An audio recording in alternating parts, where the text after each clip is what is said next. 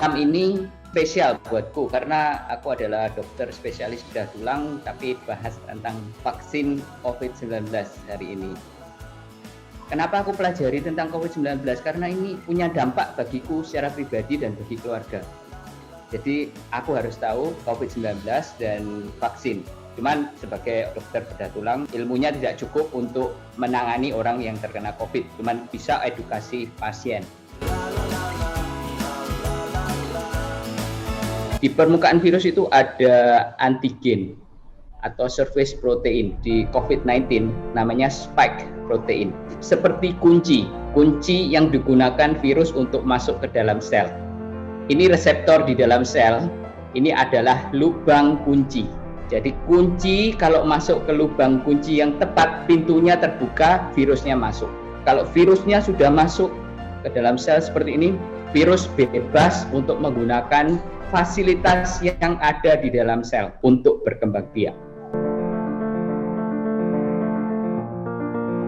Terus setelah itu virus berkembang biak dengan cepat, selnya ini nggak cukup tempatnya, akhirnya pecah. Dan virusnya keluar semua, terus menginfeksi sel-sel yang lain. Inilah bagaimana virus ini berkembang biak di dalam tubuh kita. Waktu tubuh kita ini terekspos virus, imun sistem atau sistem kekebalan tubuh ini akan memproduksi antibodi yang spesifik terhadap surface protein. Ada antibodi yang khusus untuk spike protein yang diproduksi oleh sel-sel tubuh kita. Kalau antibodi ini sudah nempel ke spike protein, maka bentuk dari spike protein ini akan berubah, tidak cocok lagi dengan lubang kuncinya. Jadi tidak bisa masuk ke dalam sel dan tidak bisa menginfeksi. Cuman berkeliaran di luar sel, ini tidak bisa berkembang biak dan akhirnya akan mati sendiri.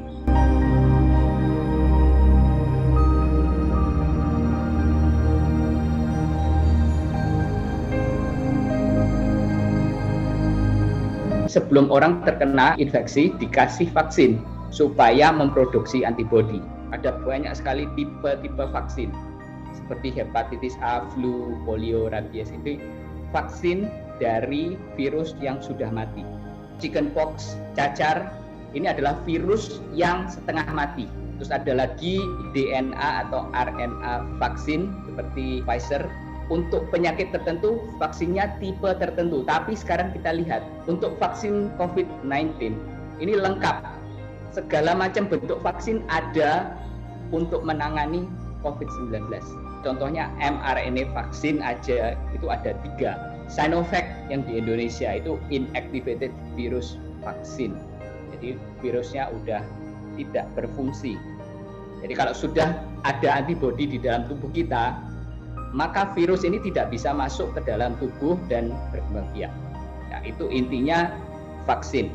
Ada beberapa vaksin yang sudah diteliti, misalnya Oxford University AstraZeneca.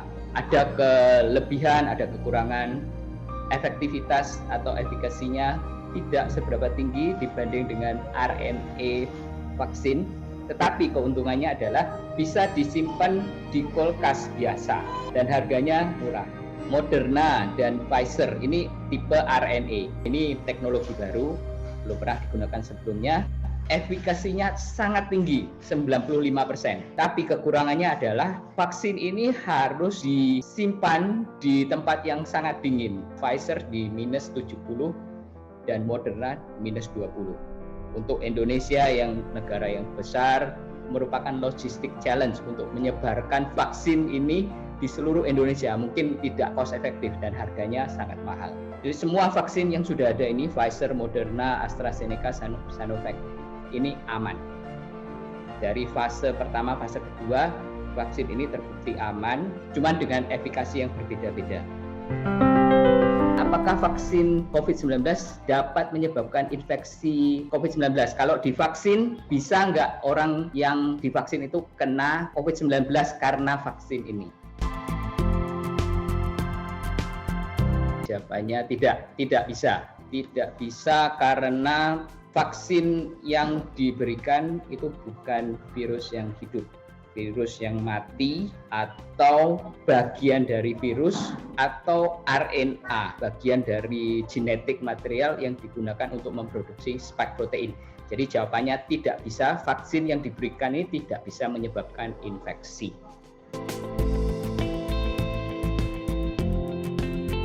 Setelah mendapatkan vaksin, apakah tes COVID-19-ku akan positif? Jadi orang yang dikasih vaksin, kalau dites COVID-19, apakah positif? Bisa positif nggak? Ini jawabannya tergantung tesnya apa. Kalau tesnya PCR, ini nggak bisa, negatif. Tapi kalau tesnya antibody, dalam beberapa saat tubuh kita sudah memproduksi antibody, ini bisa positif. Tapi bukan berarti pasiennya terkena infeksi. Rapid test antibody bisa positif kalau tubuh orang yang sudah divaksin itu memproduksi antibody.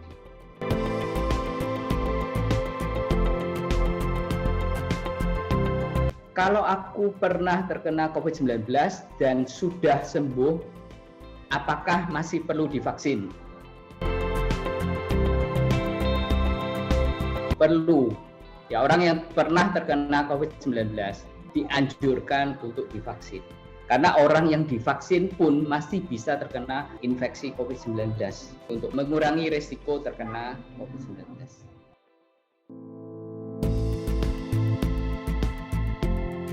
Apakah vaksin COVID-19 bisa melindungiku dari infeksi COVID-19?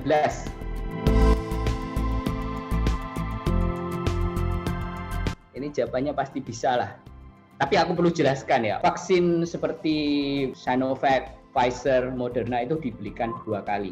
Jadi tubuh kita itu perlu waktu untuk memproduksi antibody. Tidak langsung divaksin langsung dapat antibody ya. Perlu waktu untuk memproduksi antibody. Jadi setelah vaksin pertama antibodinya terproduksi sedikit. Setelah vaksin kedua antibodinya naik yang cukup untuk melindungi kita dari infeksi COVID-19. Menurut penelitian ini, setelah 2 minggu dari vaksin kedua untuk Pfizer, vaksin ini dapat mengurangi risiko infeksi sebanyak 95%.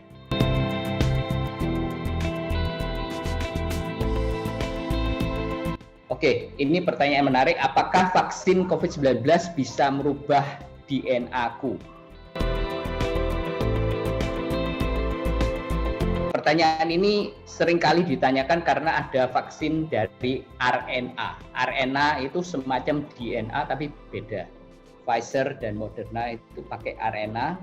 Secara struktural ini tidak bisa nyambung dengan DNA karena beda. Jadi vaksin RNA ini tidak bisa merubah DNA dan tidak bisa menyebabkan kanker. Kanker itu kan kadang-kadang terjadi karena genetiknya berubah.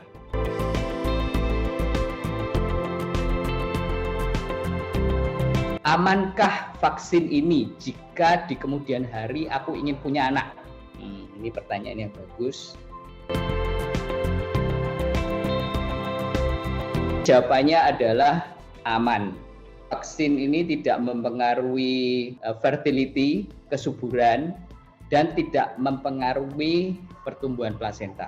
Tidak ada evidence yang menunjukkan bahwa vaksin ini mempengaruhi fertility, kesuburan, dan perkembangan plasenta. Dok, kalau misalkan kasusnya sudah ada penyakit kayak diabetes, itu hipertensi, kan nggak boleh kan vaksin, betul ya? Aku menjelaskan berdasarkan data yang sudah dipublikasikan di scientific journal ya. Yang sudah ada sekarang adalah yang fase ketiga itu Pfizer dan Moderna. Kalau Sinovac itu masih fase kedua. Nah, bedanya fase pertama itu yang diteliti sedikit sekali, jumlah orangnya diteliti sedikit sekali. Fase kedua bertambah banyak, sekitar 100-an, 100-200 begitu. Tapi yang diteliti cuma orang sehat aja. Ya. Dipastikan dulu di orang sehat vaksin ini aman. Sebelum dikasihkan kepada semua orang, diteliti di semua orang, termasuk orang yang punya comorbidity.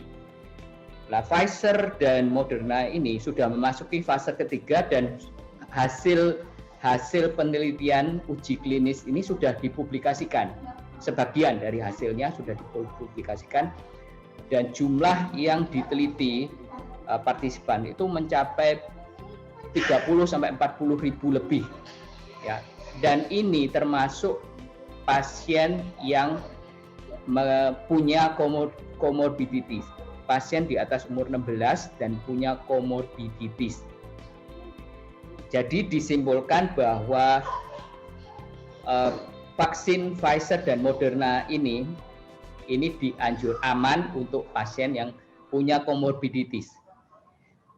Dan dianjurkan bagi mereka yang punya komorbiditis seperti ini. Tapi tidak dianjurkan bagi mereka yang punya alergi, severe alergi, ya, pernah kena allergic reaction dan reaksinya cukup parah. Mereka yang terkena immunodeficiency seperti AIDS itu tidak dianjurkan. Ibu hamil juga tidak dianjurkan. Anak-anak di bawah umur 16 tahun juga tidak dianjurkan karena tidak ada datanya. Jadi kalau kita bicara tentang Sinovac, sekarang yang ada adalah data untuk orang yang sehat. Jadi tidak ada data untuk orang yang sakit, yang punya diabetes, yang punya tekanan darah tinggi itu bagaimana? Tidak ada yang tahu. Sebelum hasil uji klinis ini dikeluarkan. Jadi oleh karena itu, karena hasil yang very limited ini tidak dianjurkan Sinovac diberikan kepada mereka yang punya komorbiditis, yang punya penyakit kronis. Kalau orang yang kena hipotiroid, Dok, apakah boleh vaksin? Ya, hipotiroid itu kan termasuk komorbiditis, penyakit kronis. Ya, tergantung vaksinnya apa. Kalau vaksinnya Pfizer dan Moderna, ya enggak apa-apa. Kalau Sinovac belum ada datanya, tapi mungkin tidak apa-apa kalau udah ada datanya, tapi tidak tahu lah. Sinovac itu kekuatannya dia, ini pakai bahasa saya sederhana ya, kekuatan dia untuk nahan COVID itu kan bukan 100%. Orang habis pakai Sinovac bisa kena COVID juga kan. Nah, let's say orang bilang, kan saya nggak pakai bahasa statistik ya, kata orang let's say 60% gitu ya. Tapi mungkin Pfizer lebih bagus, let's say bisa 90%, orang bilang gitu kan. Tetapi Sinovac itu efeknya lebih nggak ada, artinya sampingnya. Tapi kalau yang Pfizer katanya ada, itu kebenarannya gimana sih, Dok? Secara data. Ini aku bisa jawab. Tapi detailnya itu sebenarnya ada di YouTube-ku tentang Sinovac dan Pfizer. Efek samping dari Pfizer itu jauh lebih tinggi daripada efek samping dari Sinovac. Sinovac itu efek sampingnya sedikit sekali, kayaknya di bawah 10% lah. Tapi untuk Pfizer itu efek samping yang paling banyak adalah rasa nyeri di tempat injeksi, itu hampir 90% atau mungkin 90% lebih. Nah, itu bedanya. Dan banyak sekali efek samping dari Pfizer vaksin. Tapi semua efek samping ini itu limited, temporary. Beberapa hari terus hilang. Jadi bukan efek samping yang menyebabkan trigger munculnya apa, enggak ya? Cuma nyeri-nyeri gitu aja sih nggak masalah. Iya. Nyeri, rasa lelah, pusing, diare, demam, terus mual, seperti itu. Tapi parah. Tapi temporary aja, Dok. Temporary. Kayak aku sendiri, aku disuntik Pfizer sudah 2 kali. Yang pertama itu nyeri banget, disuntik di sebelah kiri. Hari pertama itu aku nggak bisa ngangkat begini, nggak bisa. Sakit sekali. Ini vaksin yang paling sakit lah, yang pernah aku rasakan. Tapi yang suntikan pertama tidak ada demam, tidak ada efek samping lain selain nyeri di tempat injeksi. Injeksi kedua, di tempat injeksi ini nyeri juga, tetapi tidak separah injeksi pertama. Tapi ada efek samping lain, pusing, terus meriang, seperti orang kena flu sehari aja, tapi lumayan mengganggu lah. Cuman itu aja dok ya. Jadi secara Selain overall, itu no problem. Itu berarti secara overall secara memang individu. Pfizer ya dok paling bagus. Kalau dilihat dari segi efikasi memang Pfizer paling bagus. Tapi dari segi logistik susah untuk mendistribusikan Pfizer. Apa setelah vaksin itu harus diam di rumah beberapa hari ya dok?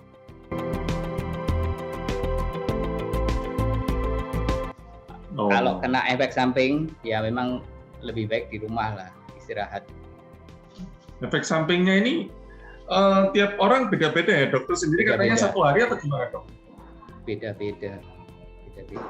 Jadi efek injeksi pertama dan kedua pun efek sampingnya beda. Ini ada yang menanyakan dari Johnny Johnson, ini menanyakan vaksin Dr. Terawan menurut dokter bagaimana?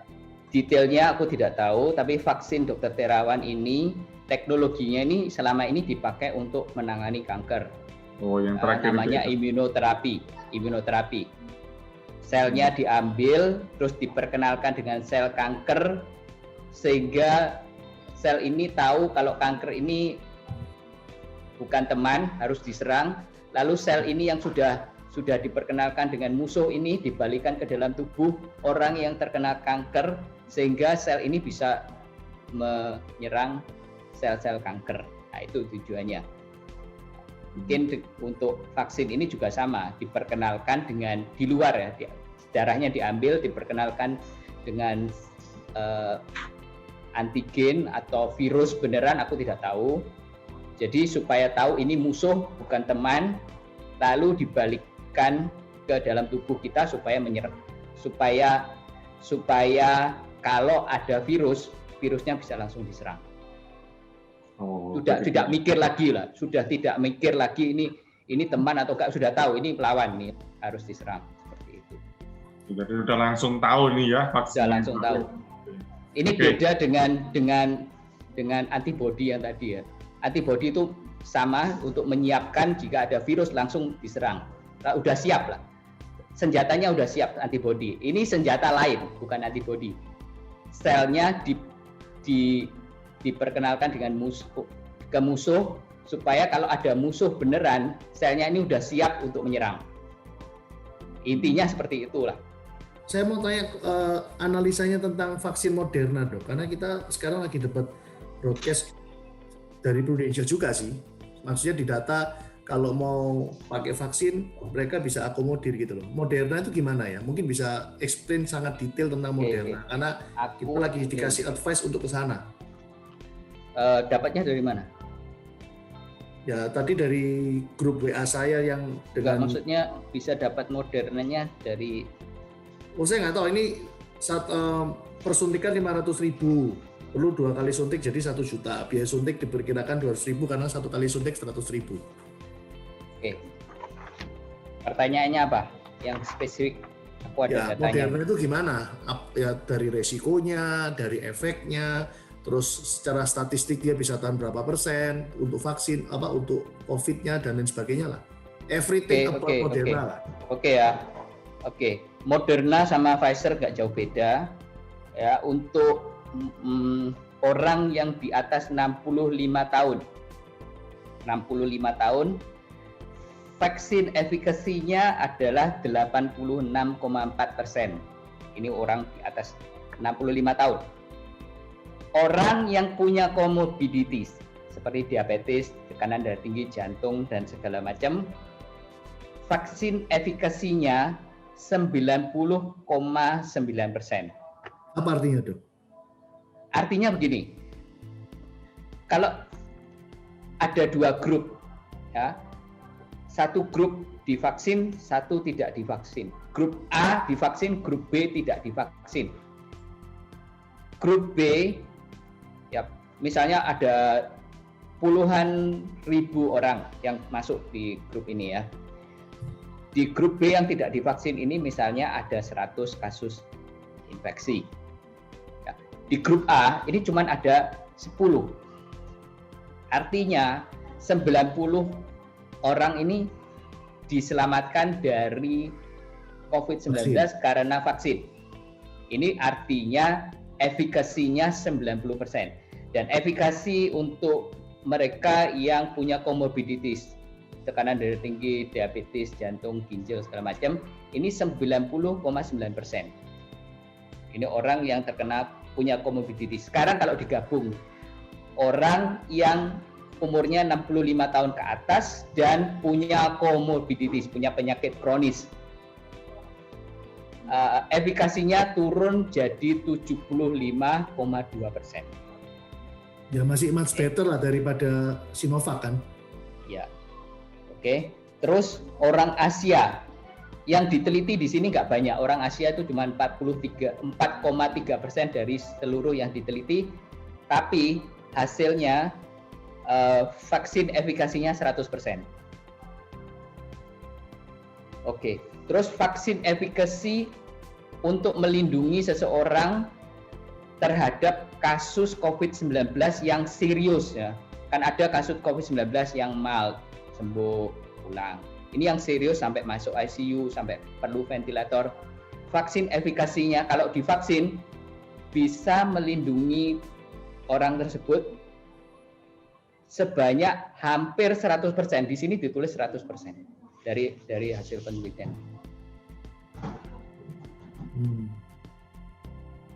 Ini Moderna. Jadi mau nggak mau kalau yang sudah punya penyakit kronis, pilihnya pilih Moderna ya dok. Karena Sinovac Moderna atau Pfizer. Karena belum diteliti sampai ke sana ya untuk Sinovac. Sinovac belum diteliti sampai di sana. Tapi mungkin Sinovac juga mungkin seperti inilah. Cuman efikasinya mungkin nggak sebagus Moderna dan Pfizer. Ini dari Medi, apakah menyebabkan sampai meninggal untuk yang vaksin Pfizer itu, dok? Ya, di penelitian Pfizer ini memang ada yang meninggal. Ya, ada yang meninggal, tetapi yang meninggal ini tidak meninggal karena natural cause, bukan karena vaksin. Oh, oke. Ya, di berita-berita kan banyak. Betul. Setelah divaksin dokternya meninggal selama 24 jam gitu ya. Iya. Itu headline-nya. Biasanya orang baca headline aja, tapi beritanya secara detail nggak dibaca. Nah, di dalam itu biasanya ditulis meninggal bukan karena vaksin. Tapi untuk mencari perhatian ya meninggal setelah divaksin. Nah, ini disebarkan di sosial media buat orang takut. Dok, berarti kalau saya simpulkan ya, efek samping vaksin tuh nggak ada yang bikin cacat, mati, pasti nggak ada. Efek sampingnya itu hanya efek samping temporary seperti nyeri, mual, panas, greges, gitu-gitu aja kan? Ya selama ini yang disebutkan di dalam scientific journal itu seperti itu.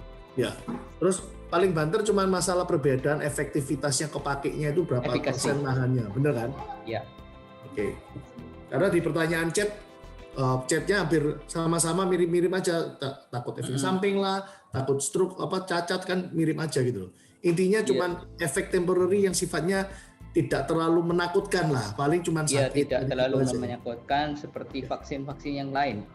Seperti kalau divaksin kan juga nyeri, kadang-kadang demam, kadang-kadang feel lethargic, rasa lelah, pusing, seperti itu. Jadi menurutku tidak jauh berbeda lah dengan vaksin-vaksin yang sudah pernah kita dapatkan. Dok, ini untung ada dokter yang memberikan keterangan bahwa tadi Pfizer ini kan kuat, tapi efeknya besar ya. Bahwa satu nyeri di tempat, lelah, pusing, demam. Jadi ini benar-benar informasi banget buat kita. Soalnya takutnya kan ini kan kalau setelah divaksin terus efeknya terjadi seperti ini, kan banyak orang yang bisa memikirkan malah positif COVID kan ini, dok.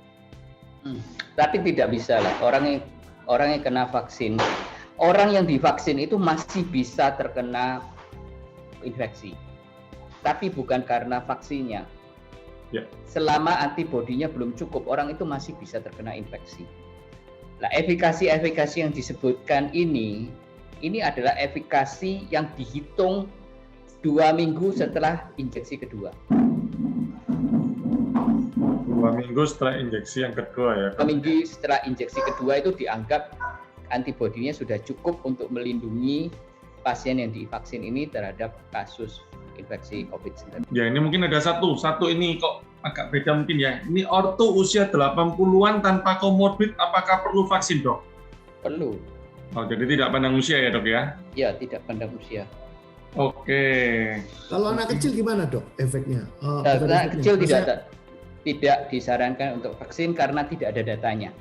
Sekarang tidak disarankan karena tidak ada datanya. Mungkin di kemudian hari kalau sudah ada datanya, maybe it's okay. Ya mungkin disclaimer-nya adalah apa yang disampaikan oleh Dr. Tony hari ini ya based on data hari ini. Iya berarti betul. mengikat selamanya kan 2 bulan lagi ada kejadian update apa ya? Itu Jangan disclaimer-nya.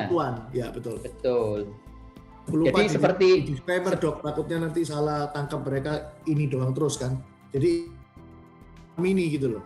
ya malam ini dengan data yang sudah kita dapatkan sampai hari ini. Ya. Misalnya Sinovac tidak dianjurkan untuk orang tua atau comorbid. 3 bulan lagi oke. Itu mungkin in the future kalau sudah fase ketiganya dipublikasikan mungkin oke. Tapi sekarang karena disuntikan ke Darmadi aja dok, ada nggak satu dok Sinovac? Darmadi kan sudah 67. Kalau masih hidup ya berarti oke untuk orang tua. Bos, ini kebetulan saya sudah ganti bos, sekarang sudah jadi 27 ini bos. Sudah lain bos. Soalnya gini loh dok, di grup WA-nya Prudential ya, lucu juga gitu loh. Kadang mereka ini kurang data atau gimana. Setelah saya dapat broadcast, ini ngomong di grup ya, di grup WA-nya Prudential, ketika mereka ngasih informasi tentang tadi Moderna itu, kemudian ada satu leader lain yang mungkin juga senior, dia berkata bahwa Moderna itu vaksin RNA bu. Terus dia nyambung lagi, itu lebih banyak efek samping loh daripada Sinovac. Jadi kita mending nunggu Sinovac. Nah ini kan membuat kita yang baca itu jadi bingung kan, ngerti ya? Nah kalau dia ngomong gini sebenarnya kalau saya compare dengan informasi yang Dr. Tony barusan ngomong ke saya, bagi saya lebih bagus Moderna daripada Sinovac. Tapi orang ngomong kayak gini, gitu. Gimana sih dok? Aku setuju. Kan Moderna itu efikasinya kan lebih tinggi dibanding dengan Sinovac. Tapi situasi di Indonesia sekarang kan Moderna tidak ada. Nggak tahu ada nggak? Ya ini aku ditawari. Ada. Moderna ada. Kalau bisa ditawari. Oke. Kalau ada, ya oke lah. Choose the best. Malah mereka jawabnya, kita tunggu Sinovac aja lah. Moderna terlalu banyak efek samping. Nah ini makanya saya bingung juga. Gini, kalau ada yang lebih efficacious, lebih efikasinya lebih tinggi, ya choose. Kalau bisa milih ya, bisa milih, pilihlah yang terbaik. Tapi kalau tidak bisa milih, pilihannya adalah divaksin Sinovac atau tidak. Jawabannya adalah vaksin Sinovac lebih baik daripada tidak divaksin. Tapi terbatas untuk orang sehat ya dok? Karena ya selama ini kan tidak ada datanya untuk orang yang tidak sehat. Kalau di Singapura tidak bisa milih. Mau vaksin atau tidak itu aja pilihannya. Mau vaksin atau tidak. Kalau mau vaksin ya divaksin, tapi tidak bisa milih. Tidak bisa beli. Dokter bilang di Singapura ini tidak bisa milih, jadi antara vaksin atau tidak. Ya. Terus tadi dokter sedikit memberikan pernyataan tidak bisa beli. Berarti kalau kita ini orang Indonesia nggak bisa juga ya dok ya? Ada banyak hoax vaksin holiday atau ke Singapura, Changi Airport terus vaksin pulang, hoax itu. Itu hoax ya dok ya. Sementara kalau di Singapura sendiri vaksin yang dipakai apa dok? Boleh tahu? Sekarang Pfizer, Moderna udah sampai, Moderna dan Pfizer akan dipakai. Tapi yang diorder oleh pemerintah Singapura adalah Pfizer, Moderna, dan Sinovac. Sinovac juga diorder sama Singapura. Tapi urutan pertamanya Pfizer dulu, baru Moderna, setelah itu baru Sinovac. Ini bukan urutan apa ya? Kan kita tidak tahu waktu pemerintah order kan tidak tahu hasilnya.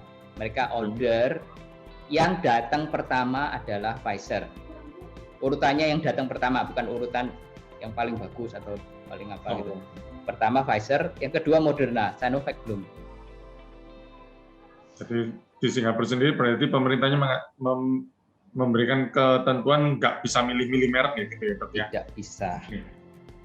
Ini ada pertanyaan, dokter. Suami saya habis terpapar COVID dan sudah isolasi mandiri selama 1 bulan.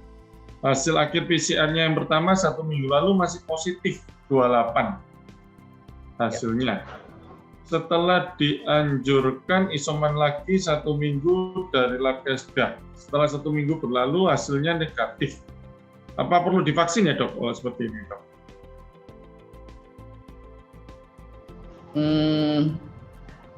Sudah isolasi mandiri 28 hari masih positif.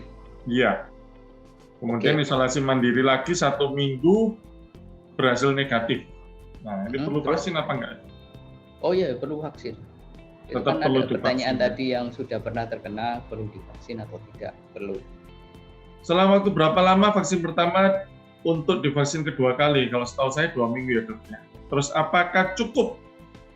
Satu orang ini vaksinnya cuman ya sekali itu dok, yang 2 kali suntik itu. Apakah cukup dok? Ataukah mungkin 2 minggu lagi dia boleh vaksin lagi atau gimana? Jaraknya antara vaksin pertama kedua itu beda. Vaksin satu dengan vaksin yang lain. Misalnya Sinovac itu 2 minggu, Pfizer 3 minggu, Moderna 4 minggu. Dan sekarang ada yang menyarankan bahwa untuk vaksin ketiga, tapi tidak cepat vaksin ketiga karena mungkin antibodinya ini akan menurun dengan waktu. Jadi untuk booster supaya di booster lagi supaya untuk meningkatkan antibodi. Dok, tapi kalau untuk suntikan vaksin pertama dan suntikan vaksin kedua itu kan sebaiknya merek yang sama ya dok? Apa boleh ganti? Merek yang sama. Kalau sudah Sinovac ya Sinovac ya dok? Iya. Berarti semisal nih, saat ini setahu saya sih di Indonesia ini baru yang masuk kan yang Sinovac aja ini dok ya? Iya. Nah, kalau semisal dok, taruh kata sekarang untuk yang orang umum itu kan nanti katanya dengarnya April. Kemudian April awal, kemudian April pertengahan. Kemudian nanti misal nih bulan, ya taruh kata bulan 6 atau bulan 7 ternyata vaksin ini sudah banyak dan merek lain bisa masuk dan kita bisa beli sendiri dong. Nah kira-kira boleh nggak dok? Ini saya udah Sinovac kok kurang serap ya, terus pakai Pfizer atau Moderna gitu gimana dok? Ya vaksin yang sudah divaksin itu di komplit diselesaikan dulu, terus kemudian vaksin berikutnya. 2 bulan kemudian gitu ganti merek gitu boleh nggak dok? Ya itu yang aku nggak pasti, mungkin boleh. Tapi disarankan vaksin yang kalau sudah vaksin Sinovacnya yang kedua diselesaikan dulu. Oh pokoknya 1 dan kedua ini pokoknya diselesaikan dengan merek yang sama gitu ya dok ya? Merek yang sama. Oke teman-teman, kalau semisal tadi dokter mengatakan terjadi efek samping misal pusing demam. Kalau semisal nih ya dok, kita 1 hari pusing itu, kemudian juga demam. Tapi hari kedua juga masih tetap seperti itu dan cukup parah. Apakah boleh kita minum obat umum dok?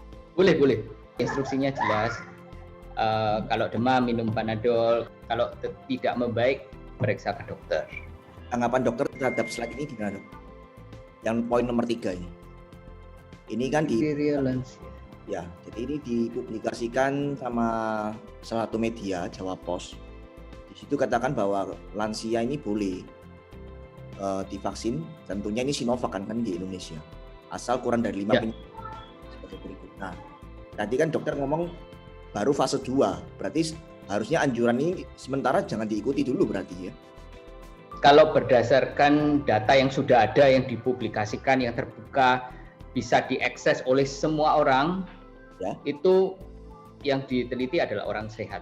Kalian semua bisa lihat hasil penelitian dari Sinovac.